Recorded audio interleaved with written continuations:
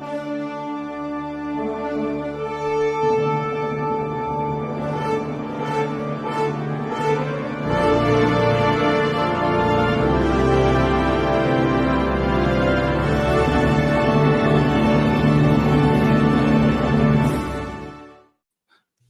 good evening, ladies and gentlemen, boys and girls from around the world. It is once again time for the WADcast, episode number 168. I am one of your hosts, Josh, joined with me, as always, by the guy that's always down for a really good debate.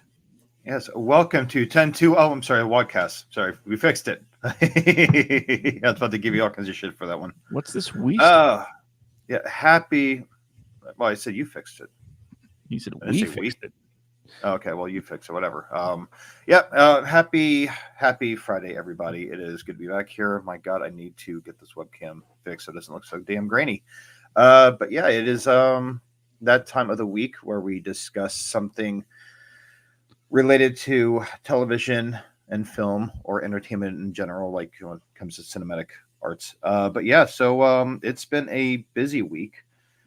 But there's a I'm just going to jump right into the topic at hand. There have been a few debates going on online in the last, I want to say, like week or two since the pictures of the new Superman movie dropped. It's been a big thing. People hate the costume. People love the costume. People are excited. People just want Zack Snyder to finish his version of the DCEU. That's bad, and it's just it's that's the thing. Like there was someone commented on a post on our Facebook page talking about how it's going to be the same thing. People like it's going to either hate Zack Snyder or love him. I forget exactly what the comment was, but I'm not here to bash Zack Snyder. I'm here to discuss maybe the good movies that he's done, and the movies that Zack Snyder's done, and pretty much where Zack Snyder and I'm sorry, that James Gunn's done, and also where I think Zack Snyder's gone wrong with his movies. More specifically, that I told someone in the Facebook group that Zack Snyder's films are they're all just drained of color. They're all very dark and morose. And so it's and the person's like, oh, well, that's just to set it apart from the from Marvel. It's well, no, that's how all of his movies are. The only one I can think of that was not drained of any kind of color was probably, I want to say, Dawn of the Dead, because this is a very colorful movie. But I like Dawn of the Dead, but it's just it's with James Gunn. What he does is he brings out so much color in his movies, even the darker ones, like when he did Slither. Slither was a very colorful movie, right? I mean, it was pretty. It was it was hysterical. James Gunn, huh? I never saw it. You never saw it? Wow, it's a good movie. But with Slither, it's one of those deals where it's James Gunn also seems to know what music goes best with what scenes. He seems to find the perfect soundtracks for his movies to bring out the emotion. Zack Snyder does too, to an extent, but it's just there's a lot to be left to be desired, I think, with Zack Snyder movies. Clearly, I'm not a huge Zack Snyder fan. Josh is just not a Zack Snyder fan at all. But yeah, it's just it's one of those deals where it's the new Superman suit came out, and I forgot to say, looking back, Josh, all the Superman suits that have come out over the years, even going back to the classic George Reeves and before that Superman era, I've never really had any issue with a single Superman outfit. I think they all look really cool in their own way. Brandon Routh, when he came back for Superman Returns in 2006, I believe it was an updated version of Christopher Reeve's suit, because it was meant to be the exact same Superman as that Christopher Reeves played. And I will say Zack Snyder gave us one hell of a badass Batman suit. And also there's an amazing Batman. I will say that Ben Affleck is probably one of my favorite Batman. But yeah, it's just it's James Gunn, though, is he has this talent of making some extremely obscure characters and making them just main, like, I mean, like very popular characters, kind of like what the MCU did to Tony Stark, because Iron Man was at that point like kind of like a back page character. He wasn't like at the height of his popularity when Iron Man came out, but he became pretty much the face of Marvel for a long time. And then you have James Gunn that came out with Guardians of the Galaxy. And then when James Gunn went over to DC, when he was told that he was fired for whatever tweets from like 12, 13, 14 years ago, he helmed the Suicide Squad, the sequel to Suicide Squad, and just made this great movie with, like one original character. But then you bring in like characters like Peacemaker, which then went on. It had so much popularity with John Cena playing the role that they went on and made an actual series. And I think they're making a season 2 for Peacemaker also. But it's the story like Polka Dot Man. That guy was like he was about so many jokes in DC. He wasn't a popular villain at all. He was a laughingstock basically. He was just like a joke throwaway villain. But what they did with him in the Suicide Squad, Starro, like when they like the main villain of the Suicide Squad, like, it's not a very known character to a lot of people, but it's like, they made that character like this menacing creature that was like just this badass looking villain. But yeah, it's, I don't know. What are your thoughts on this, Josh? I mean, it's like, it's got to be like, just with the with Zack Snyder versus James Gunn, like, I mean, like, what do you think as far as strong points, weak points, anything like that? Like, what are your thoughts with any of that? Well, I think the very clear strength versus weakness between the two is storytelling. James Gunn is an excellent storyteller, and Agreed. as a director, you don't always have a direct hand in the final version of the script. A lot of times you do, but not every single time. James Gunn seems to sort of revel in the fact that he's also helping craft the story. I can't say, I see a lot of people saying, "Oh, Zack Snyder, he's not the one that's putting together these stories. He put together Chris Nolan's story for Man of Steel, or this or that." Talking about all these other writers that should take the blame over Zack Snyder. The point is, James Gunn absolutely has ownership of what goes on the screen and the story Absolutely. that's being told. And then he uses that visual medium to not just, we'll say, paint pretty pictures, with cameras, as it were. He fills, the frame with substance. Zack Snyder, we talked about it earlier. I said he makes frames. He makes wonderful looking, frames. You can frame a shot. Yeah. It's exquisite. But the beauty of his shots don't capture or really add anything to the story. Not all the time. So I had to go back and rewatch Justice about that I'll never not bring this up, that coffee shot of Lois Lane coming, like, there's no, it didn't do anything for the story. Each shot, like in a movie, should at least like carry the story forward, not just be like, oh, it's a cool shot. Because I think that's what I think like that's one big thing that separates James Gunn from Zack Snyder, is that like it's Zack Snyder's trying to figure out what shot would look coolest. You okay over there? Okay. When you're like, hey, didn't I have a drink? And then you look around, you're like, where the hell is it? Well, I mean, thought I had got a drink.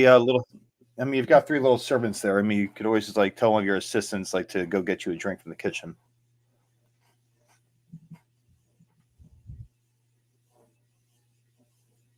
Okay, but yeah, it's one of those deals. Like it's I don't know, I had to put in but my order. it's I think people are holding way too much stake in Zack Snyder being this his vision being incomplete. Not every vision's a good vision, and I know someone like gave me hell because I must be a huge George Lucas fan with his directing. It's like no, I'm not. His directing, like the only movie he's ever directed that I thought was a brilliant movie was American Graffiti, and even then, by when I say brilliant, I mean in comparison to other things that he's directed.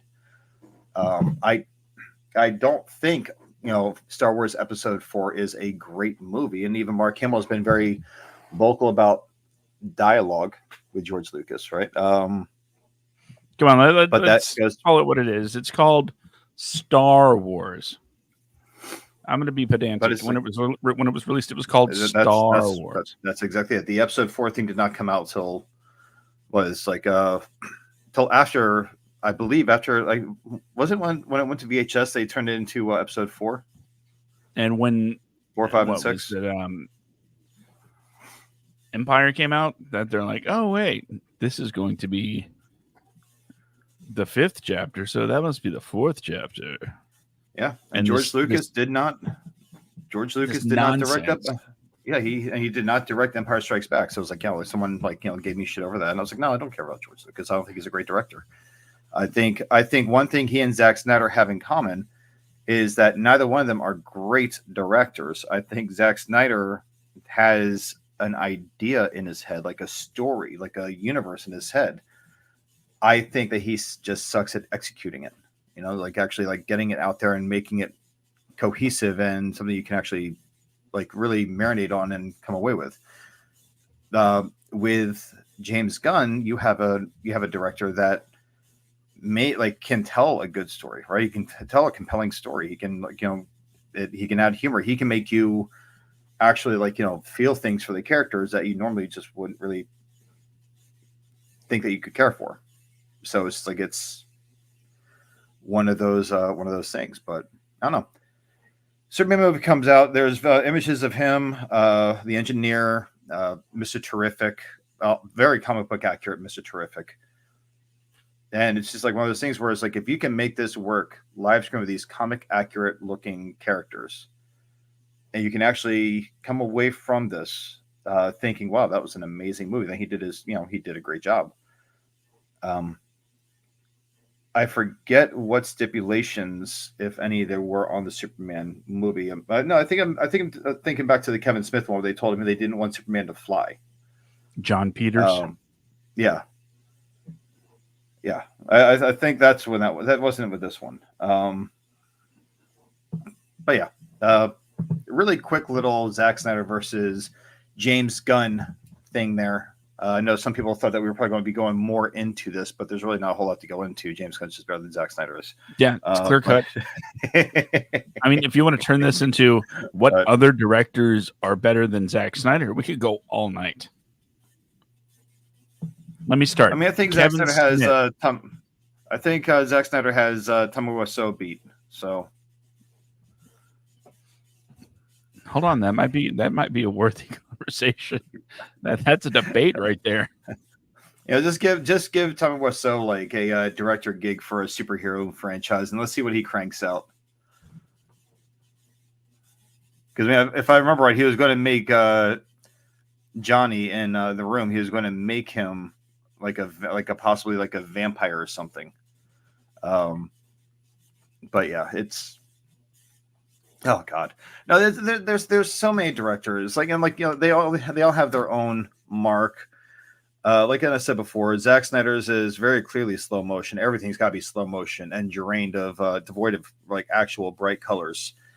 You have Michael Bay, who just wants explosions, barely legal girls if they're even legal, scantily clad, and he wants that camera always moving in a way that you're going to throw the hell up because it gives you motion sickness.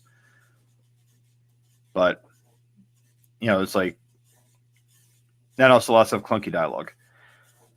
But when you have someone like James Gunn helming stuff, like I mean, the guy's done a great job. The guy has never cranked out a single bad movie, as far as I'm concerned. I think he's cranked out some amazing things.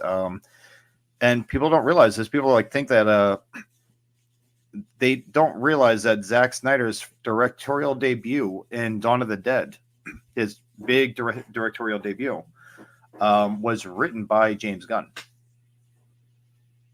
So it's like those two already have that relationship with each other. But it's like do I want to see where Zack Snyder would have gone with things? I would have loved to have seen a Ben Affleck Batman solo movie. I would have loved to have seen that. But it's like there was someone that was giving me shit because I said like the way that they Superman and Batman became besties because their moms had the same name. It's a running joke with a lot of people. It's mentioned in Deadpool 2 where he was fighting someone but then they realized that their moms both had the same name, whatever. It's such a stupid way. Like I would have preferred them like actually fighting a real threat and like having to, I guess, postpone their battle with each other to work together to take down this threat. And then they actually started kind of respecting each other and Batman had a little bit of a change of heart. And I know someone else says like, oh, you're probably mad because because this is the first time Batman's ever killed anyone. It's like, no, Batman's killed people Batman's been killing people. Like, the 89 Batman, he threw so many people down like that. He killed so many of Joker's henchmen. Like the one guy, he even like just like grabbed him with his legs and threw him down the bell shaft in the bell tower of that church. So, and that was a long drop. I don't think that guy survived. And he also caused the Joker to die by strapping the grappling hook to the gargoyle and to his feet while he was hanging from that ladder from the helicopter. Killed the Joker. Directly responsible for the Penguin's death. Strapped a bomb to the one guy, threw him into a drain shaft. He lit a jester on fire with jet fuel from his booster. I mean, he's been killing people for a while. But yeah. But I would have loved to have seen that, dude. Like, I mean, Ben Affleck was actually a pretty badass Batman. I will say Zack Snyder gave us an amazing fight scene with Batman vs Superman in the warehouse. That was actually classic brawler Batman. But I think trying to mix Batman, them meeting each other and mix that with the Dark Knight Returns graphic novel, like taking a lot of stuff from that, so it just didn't really work. I think it's just try to do too much, but I don't know. What about you? Is there anything that you would love to see Zack Snyder direct? Anything I would love to see Zack Snyder direct? No, there's nothing. Absolutely nothing. Because, at first you're like, he's, got these IP that he apparently doesn't understand. So it didn't work. Yeah. And then it's like, okay, he has his own IP, Star Wars, and oh god, yeah. You look at that Rebel Moon, to be specific, and you look at it; it doesn't work. The question is, if you can't do original content, if you can't do other people's IP, as far as come on, let's face it, film is a storytelling medium. It's about storytelling. Sometimes the stories are good. Sometimes they're not good, but they're entertaining. They're good enough. I told you I just watched like 4 Toxic Avengers movies, Nukem High School. I'm watching Tromo stuff. I watched Zat at the theater on Sunday with the Creature from the Black Lagoon double feature.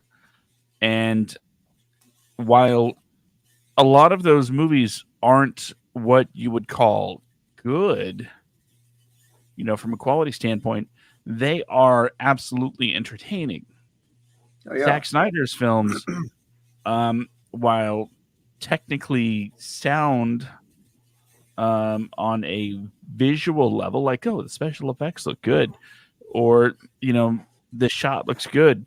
As far as a storytelling medium, a visual storytelling medium, no, no, on no level does his storytelling meet the quality of the Toxic Avenger. Oh yeah, movies. My God. I know it sounds absolutely ludicrous. You can send all your hate tweets to me because I don't get on Twitter. Yeah, I still call it Twitter. I'm an old man. Anyway, talk about dead naming. Anyway, the point is, there are so many people that I would trust before Zack Snyder to tell me a story. Um, and mind you, this is not any kind of knock against him as a human being. This is no knock against him, even as a director. You know, Yeah. I'm I am hoping against hope that one day he will uh, find a new Dawn of the Dead style thing to shoot Yeah. and crush it. I want him to crush it. I want to be able to. I want him to combine his uh, crazy and these insane, gorgeous shots with an insane, well told story.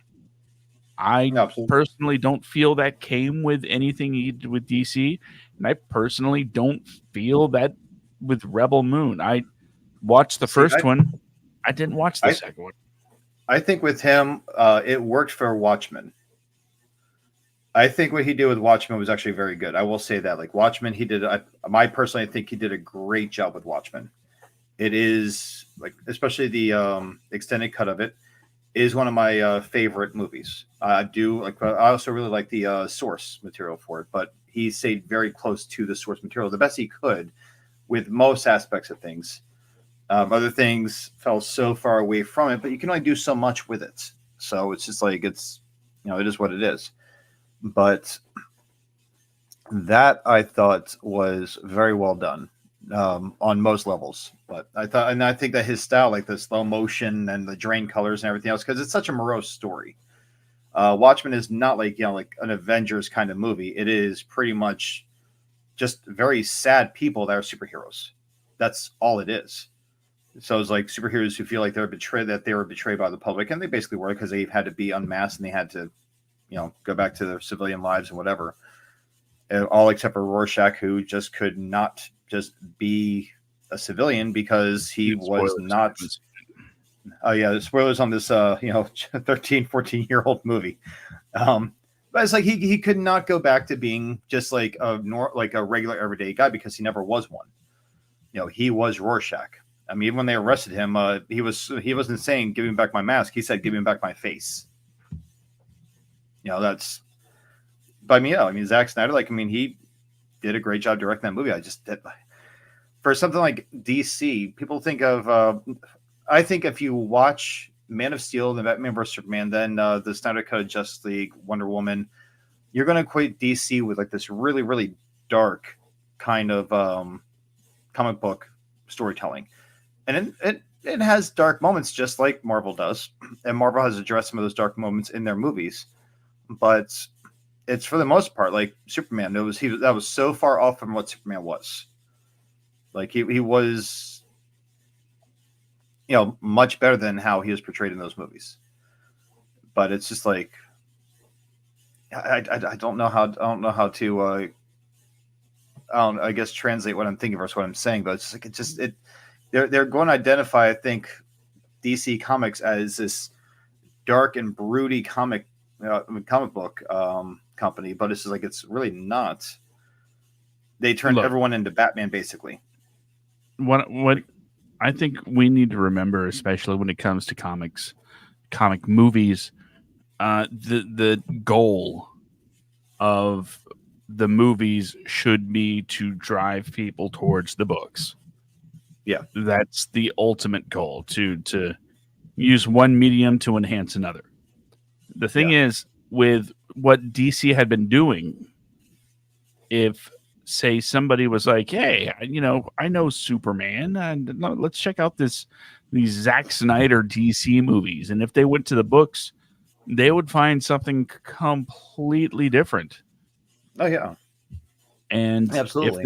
they're into the Zack Snyder Superman, they're probably not going to be into the Superman of the books because he's the Boy Scout. And the whole point of Superman versus Batman is because it's an essential uh, diametrically opposed systems of justice. Yeah, And we don't get that. Like you said, in the Snyderverse, everybody's Batman. yeah, Everybody's brooding. Everybody has angst and is wondering about their place. You know what? That's what made Superman Superman. Let's put it this way. Superman is the the secret. The secret identity. Clark yeah, Kent is the hero. yeah, Batman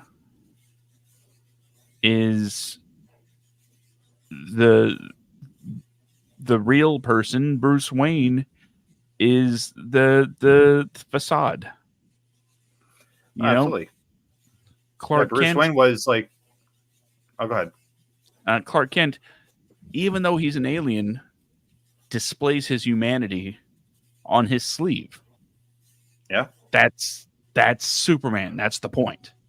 yeah, Batman. Oh, a better way to put it: Bruce Wayne is the mask, Batman's the face, and vice versa for Superman. absolutely. See, I'll say this: like with DC, they I don't know what is wrong with Warner Brothers. Because it's not just Zack Snyder. I don't want everyone to think that I'm blaming Zack Snyder for the failure of the DCEU. That is all. That's all Warner Brothers. That's all Warner Brothers. That's not just Zack Snyder. The failure to portray the characters in a way that actually makes sense for those characters, that is Zack Snyder. But like Warner Brothers, their attempts to catch up to the MCU and the way that they did, what was that? I think it was like Batman vs Superman, where it's like that's where they introduced Wonder Woman, and then they introduced Aquaman and the Flash, but like through like these little video clips for through surveillance and whatever Yeah. files. It didn't work. Lex Luthor's like, I should design logos for these people. Yeah, I know. That's what cracked me the hell up. Like this is all in his files, and he created like his graphic design team came up with their logos. Thanks, LexCorp. But it's like it's one of those deals where Trademark. it was so mishandled. It's like, you want Jolly Rancher? It's cherry. Like, come on, it's oh god. And then they finally got him right in I think it was the Justice League at the end of Justice League, where they had like a bald Lex Luthor.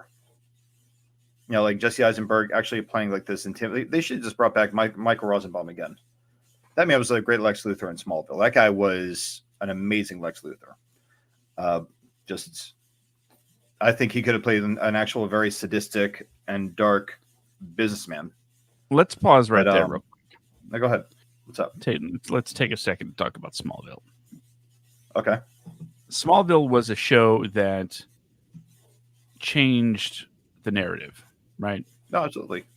It revamped a lot of things, and you know what? A lot of people were absolutely fine with it. For some people, it's their go-to Superman thing. I love Smallville. Yeah. The thing they didn't change was Superman. Oh yeah. Clark Kent was Clark Kent. And can I just say this really quick for you comic book purists and everything else that like think that I am saying that Superman was too dark and brooding, that he never had any issues in the comic books. That's not what I'm saying at all. That's not what Josh is saying at all. Josh, and I will both agree that Superman had a lot of problems. He had a lot of issues. He had a lot of personal struggles and everything else. He was not this perfect being. His facade was always cheerful out of hope for people. That's all he. That's all he was. He struggled. He absolutely struggled. But his belief was always doing the right thing, and that's also a struggle of his because like there are a lot of issues where he wanted. He even mentioned how he wanted to let loose once in a while. Like he really like there are people that he doesn't feel deserve to live, but that's not his choice. That's not his choice to make. Like to end someone's Right. life or whatever. Like that's not his choice. Um, I will say like people gave Zack Snyder shit over Superman killing Zod. I agreed with Zack Snyder's approach to that. I think that was a devastating thing to put that character through. Like, I mean, it's a great way to break him, but Here's also make him realize that killing is like he had no choice. Zod was too powerful. There was no stopping him. let me jump in there real quick. So, go ahead. You would think that the killing of Zod, which by the way is not my biggest issue with Man of Steel, not by a long shot. I still hate tornadoes now. The the biggest issue, I think, specifically with the killing of Zod, has nothing to do with the fact that Zod was killed. It had to do with the fact that this is supposed to be this big emotional moment where Superman has to sort of almost betray his core values because he knew what the greater good was, right? Yeah. The only Yeah. problem is those values never existed in this movie. He Oh saved yeah. a bus full of children, and his dad's like, maybe you should let him die. Yeah. Well, no. What was Like the line? It's like, hundreds what of should people I, should I died. let them? Should I let them all drown? It's like, I don't know. Maybe. Like, God, Mr. Kent. Hundreds of people died in that city that day. No, A lot of absolutely. people, a lot of dead people, and it's like, oh, now this one family's about to die. It's like, no, no, no. You never, we never saw Superman really give a crap about humanity. Yeah, he saved some people. By the way, most of the saving he did, I brought this up to you earlier when he was on his, I guess, his walkabout after high school, whatever you want to call Yeah. it.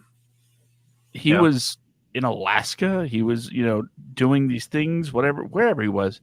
And meanwhile, I'm sorry, let me do it right. Meanwhile, at the Kent farm, it Oh was yeah.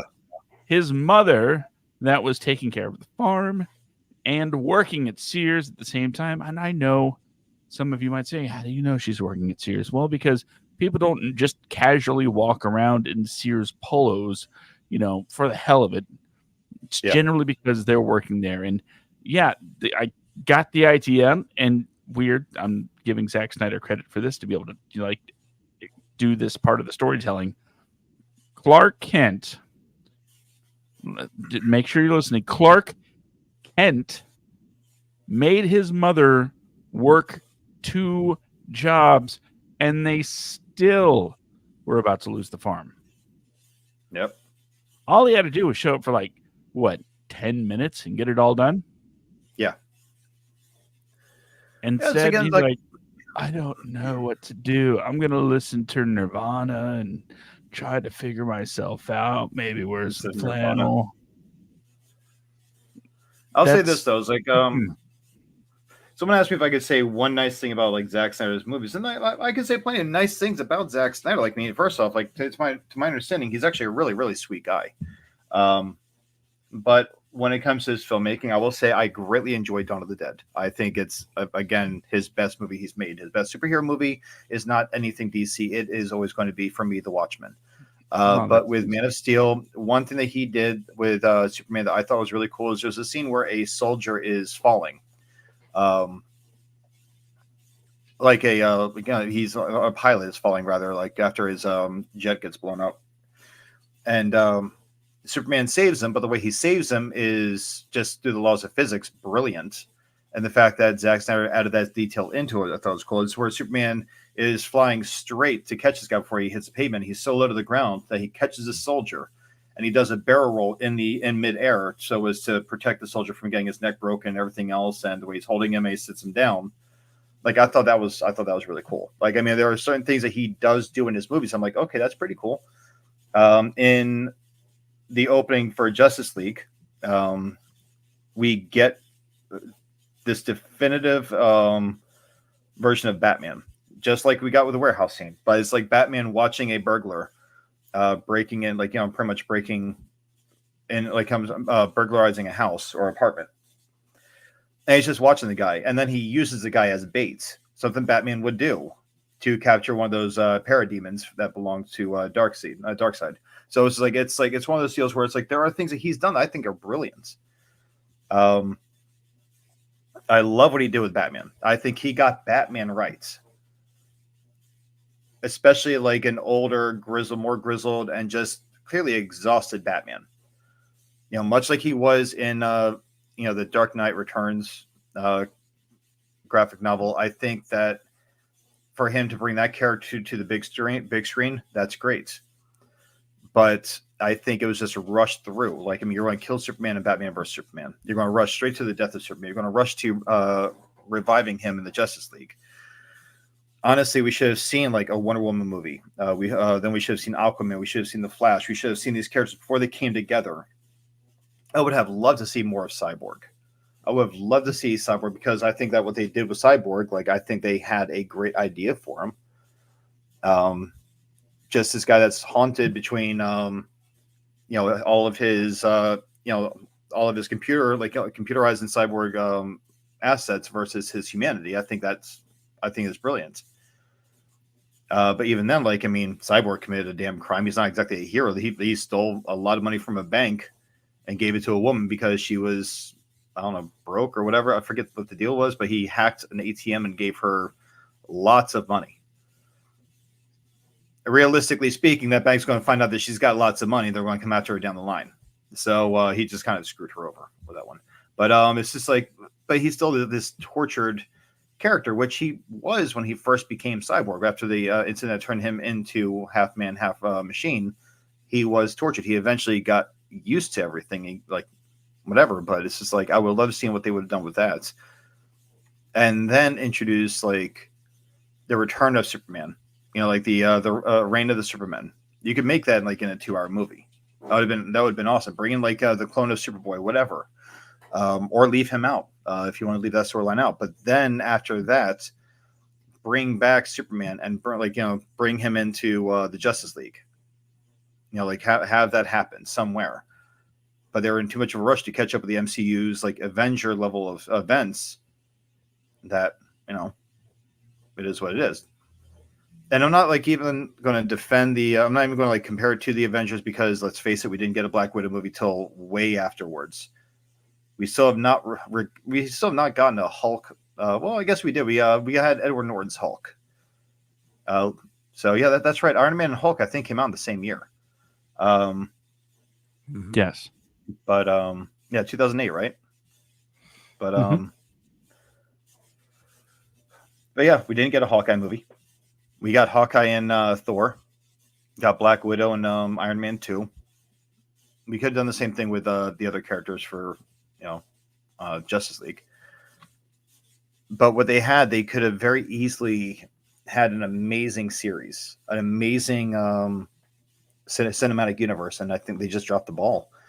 And Snyder, whether it's his call to make a Superman movie, then a Batman versus Superman movie, then a Justice League movie, I don't know exactly if that was his design, but people keep saying Snyder is like DCEU, so I would have to assume that the fault would go to him, that they would jump from one to the other.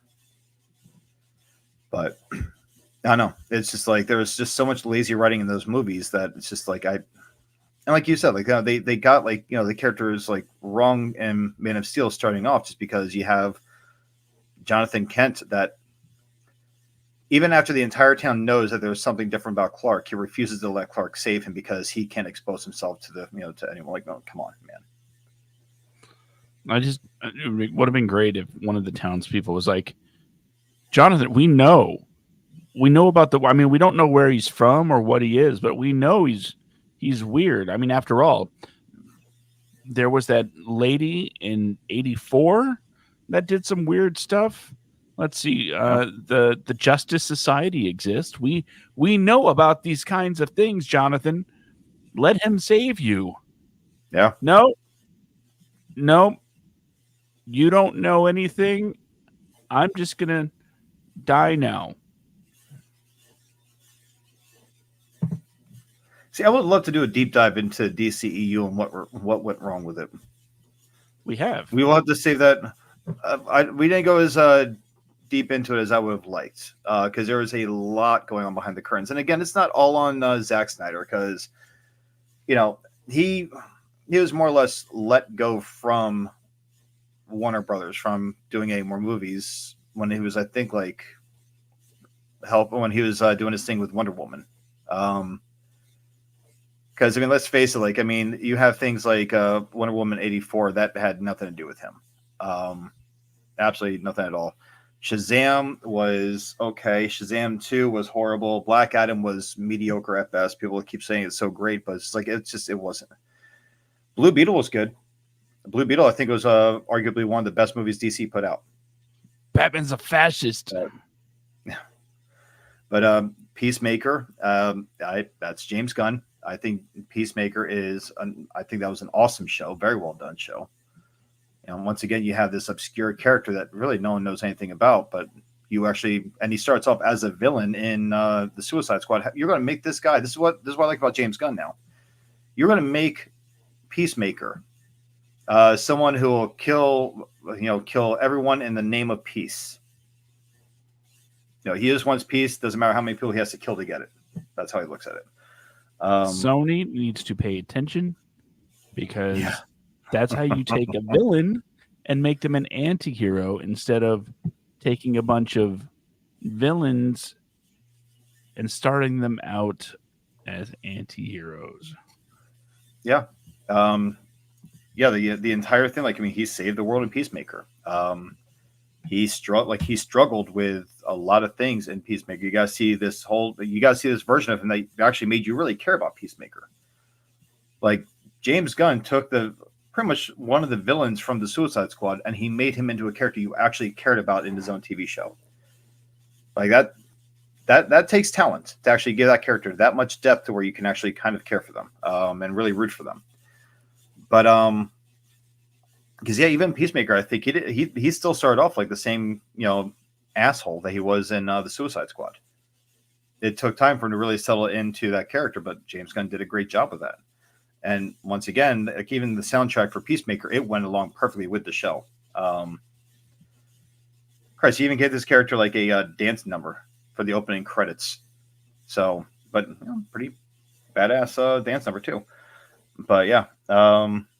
Meantime,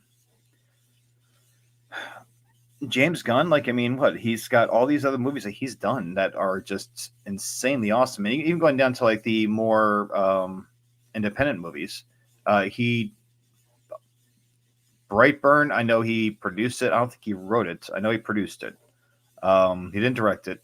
But going back to Slither, then you have what is that movie, Super, with Rainn Wilson.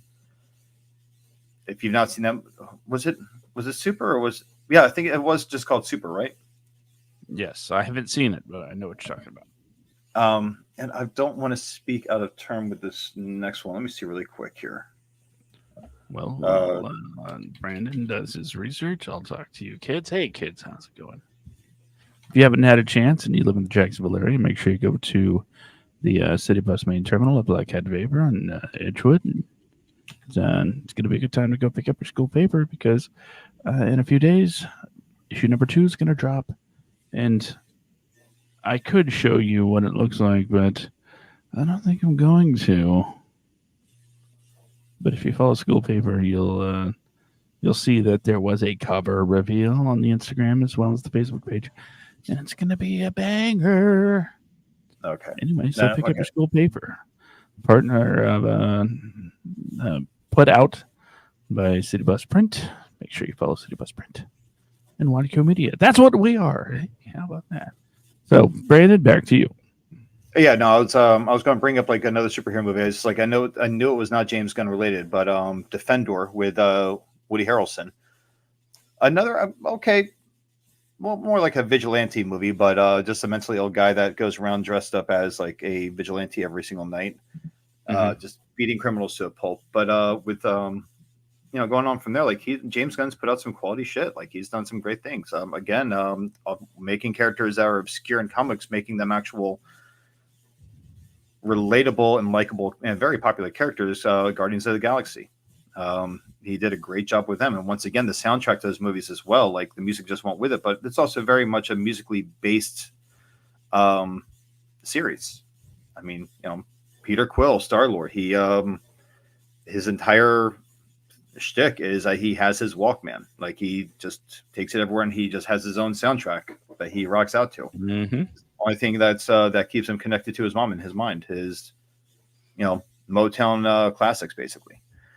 Now, But if I'm not mistaken, uh, well, this anyway, it's hold on. I'm trying to figure out because Captain Marvel came out before Guardians of the Galaxy. No, after. no, after. So was Guardians of the Galaxy the first Marvel movie to not utilize a score exclusively? What do Was you it the mean? first? Was it the first Marvel? Was it the first MCU movie with a soundtrack? That's I think what I'm No, getting at. no, not at all. Iron Man had a hell of a soundtrack. Yeah, they played Black Sabbath like the one time, but I mean, Black Sabbath, AC/DC, they played a few things in. oh yeah, They've done a few things in the Iron Man movies. Um, Thor didn't really have much of one. It had more like an orchestral soundtrack kind of deal. But Captain America had soundtrack relevant for the time, for the era that it took place in. But no, it's like I mean, Guardians of the Galaxy, like it's their soundtrack. I think was when they really let loose with music that was going to fit into the movies. But it's really just like more like again, it goes back to like a director's style. So Joss Whedon is not known for making like his movies go to like a certain kind of beat of music or soundtrack. James Gunn is very much known for that. So it's just like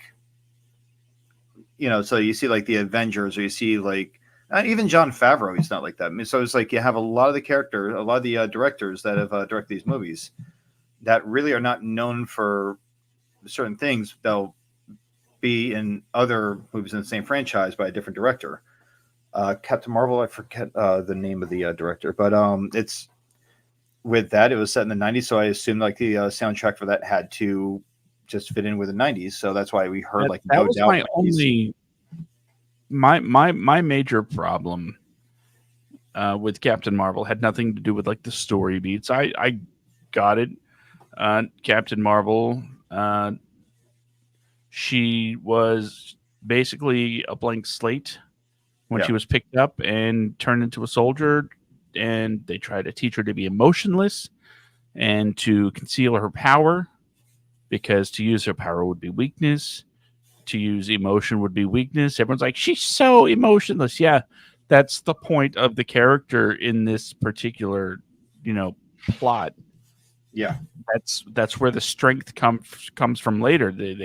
She taps into her emotions as she remembers things. Now, again, what the problem I had is the soundtrack was one. Maybe it was just the theater I was in, but the sound levels were just all over the place when it came No, to the music. it's how it was because I saw it in theaters too with my friend Bree, and it was like that in theaters too. Like that, So that bar fight that had just a girl no, playing. no, that was when she was no, the I'm just the No Doubt moment was when she was on the ship, like really kicking some ass at the end of the movie. But yeah, like that was it was yeah. It's just it's not the time for that. It's not the time for that at all. That would be a great time to use a score, Yeah. But also the track selection for the movie was very much a hey guys, this is a 90s movie. Isn't this some 90s music? Like, isn't like this really 90s? We gave you No Doubt. So Yeah. it's the 90s. It's like, come on, guys. Yeah. See, Do ladies and gentlemen, better. we are not just like DC haters. Like there are movies that we liked in DC, but it's just like you've got to point out like bad shit when you think about bad shit.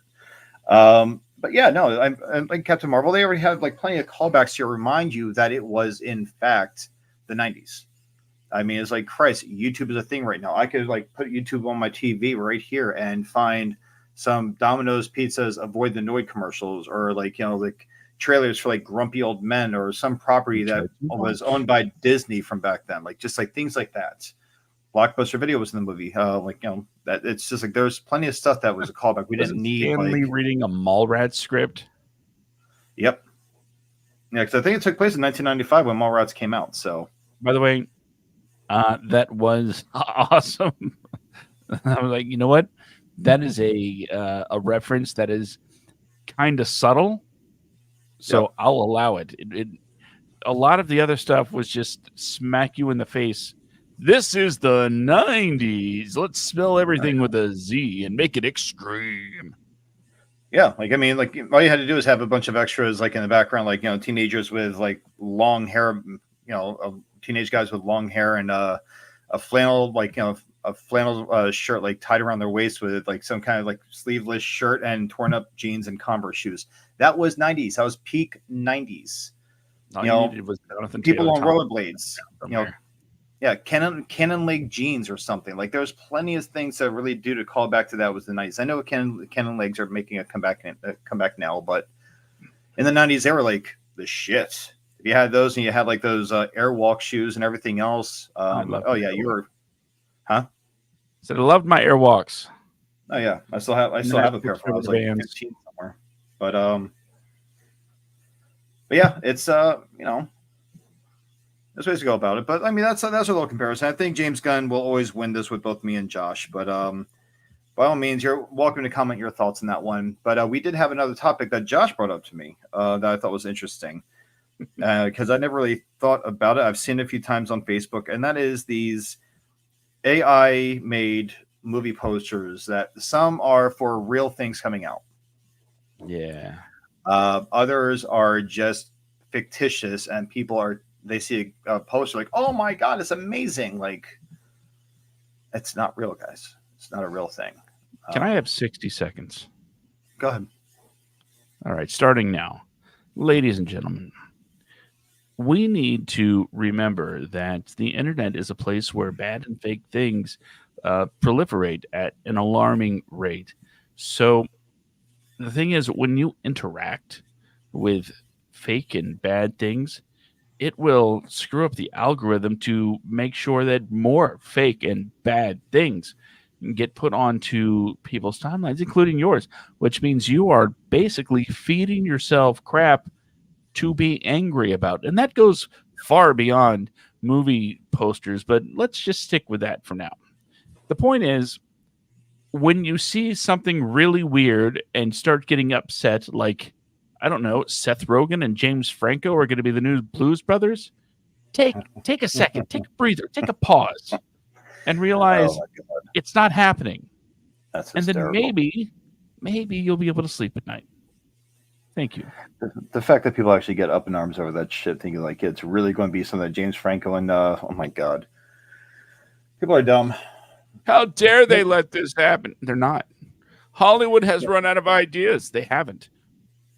Yeah, Tommy Lee Jones said it best in Men in Black. Yeah, what? Yeah, Tommy Lee Jones said it best in Men in Black when he says that you can reason with one person, but a group of people are just a bunch of it's just a pack of big dumb animals. Like it's it's I don't know.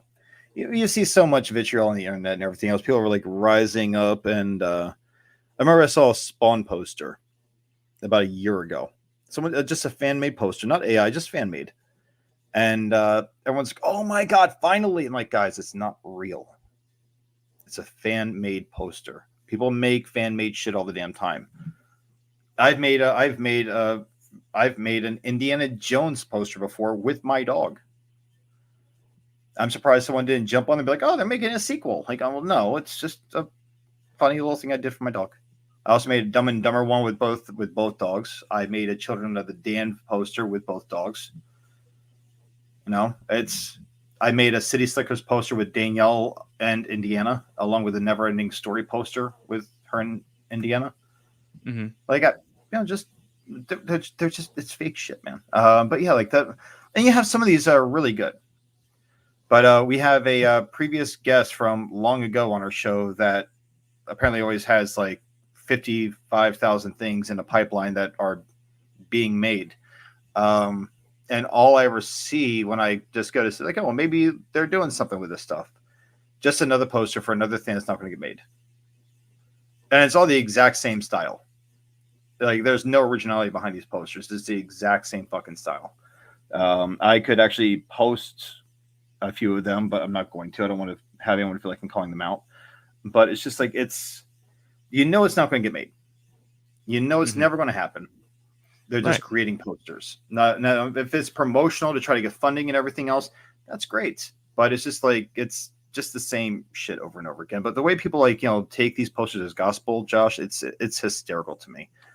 Because I've seen people going on there like, I think someone made a poster called Logan 2, a sequel to Logan, where he died at the end of the movie. Like, oh my God, they're making another Wolverine. Guys, did you not watch Logan? He is dead. He was dead. The kids buried him, and little X2 took that stick cross that they made and turned it into an X at his grave and walked away. That was the end of the movie. So, speaking of Logan, though, did you see the new clip from Deadpool and Wolverine? I have not. Oh my God! Let me see really quick. I want to send this to you. We can watch this. I want to see your reaction as you're watching it.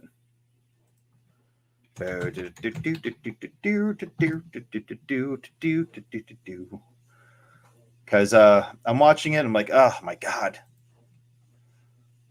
I'm finally going to get something. I'm going to finally get to see something that I've been wanting to see. For well over 20 years now. Here it is. Let's go ahead and share this. Copy. And I'm going to put this in the private chat for you to. There we go.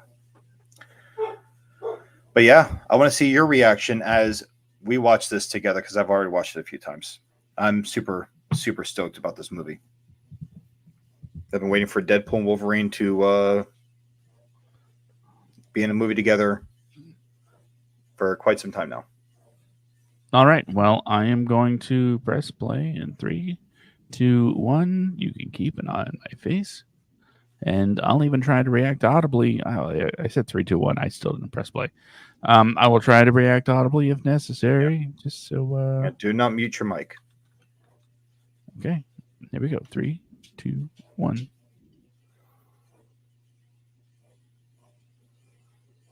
3, 2, 1. 10, 9, 8, 7, 6, 5, 4, 3, 2, 1, and go. Oh, I thought you were going to play it on here.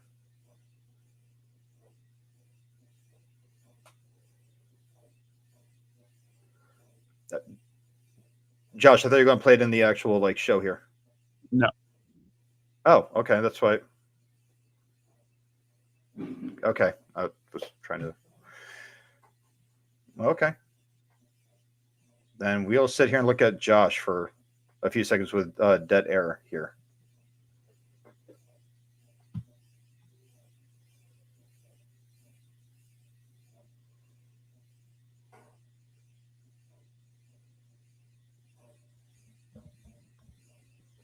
Yeah, I've had my tickets for like a month. I thought you I'm were going to play it told in the actual. I thought you were going to play in the screen here. That's no. I really don't feel like fighting with YouTube. I'm oh, gonna be out of town, so okay. Either way, for those of you that did not see the clip, it is. I'll be posting the actual clip on our Facebook page. But yeah. Anywho, but it is that time. I do have to go to work tonight. Um, but ladies and gentlemen, next weekend, as Josh said, he will be out of town. We will not have a show next week. So correct. yeah, we're gonna have a little bit of That a break is till the following correct. week. Yeah, till the following week. But yeah. So meantime, if you want, follow me on Instagram. You can follow Wadco Media. We now have a Wadco Media page on Instagram. Just type in Wadco Media. You'll see it. It's got a Hollywood star with Wadco Media written on it in the profile picture. Or the WADcast. Just type in the WADcast. You'll see a picture of me and Josh in front of our logo up in the top corner of the screen. Or just follow the WADcast on Facebook. If you want to follow me personally, it's just bjacksman1982. But yeah, that's where you can find me. That's where you can find the WADcast. Josh, where can they find you at? Well, you can find me on Facebook as like everybody else. Just look up the name and look, find this gorgeous punum. And then it's Instagram's the same thing. They're kind of connected. So you're probably going to see the same stuff on both things, except on Facebook, I'm like always posting words. And Instagram, it's just pictures. So yeah, do that. Follow me. Sure. That's not going to be weird. You can always follow the School Paper and the White Comedias and the WADcast and all of the wonderful, awesome things. 10-1. That's a thing you should be listening to every time a new episode drops. Didn't have one this week, but we will not have one next week either. The one the week after, yeah, we'll see. Anywho, Instagram, Facebook, wadcomedia.com, thewadcast.com. Go to those things, hit up the Patreon, take a look at it, laugh, go back to the main page, and then buy some merch because there's no point doing the Patreon. Not yet, because I don't want to do stuff. In fact, I don't even remember what I did put on the Patreon. So, yeah, I should revisit that. Or not. But if you want to, throw down some ducats and pause for the cause, by all means, feel free to go to the merchandise shop because at least I would feel better knowing that you have something tangible in your hands for the money you are given instead of this idea of, I helped. Yeah, we only get like 20 cents or whatever for everything sold. It's not about that. It's about you being able to show something for the money that you invested into us and how much we appreciate you. That's right. So those are all of the things that you can do to find us on the interwebs. Say hi, leave some comments, like, follow, subscribe, whatever the hell it is that you're supposed to do. Do those things. We're old men. As much as I hate to say it, we're in our 40s. Yep. But you know what? We're still out here talking about movies because it's fun. And movies are great. TV shows are great. Entertainment is great.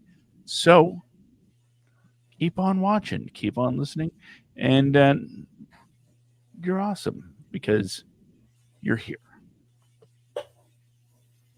You like that? That was very, very nice. Very long-winded, but very nice. But okay, ladies and gentlemen. All right, ladies and gentlemen, you have a great weekend. Next week, I will see you guys in 2. Oh, Brandon passed out of here real fast. It's the music. At least I think it's the music. Anyway, hi, kids. You hear the music, you know what that means. It's time for Josh's special message. At the end of each and every episode, I give you the same message with few exceptions. But that message is really, really simple. And it's a message that I'm almost ashamed to say I started